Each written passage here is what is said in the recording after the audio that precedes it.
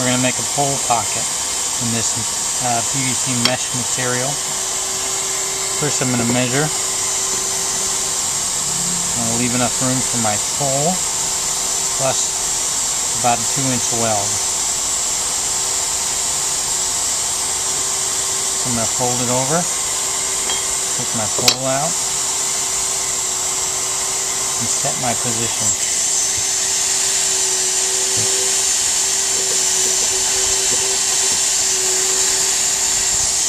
Nope, not enough heat. I'm going to turn up my heat a little bit.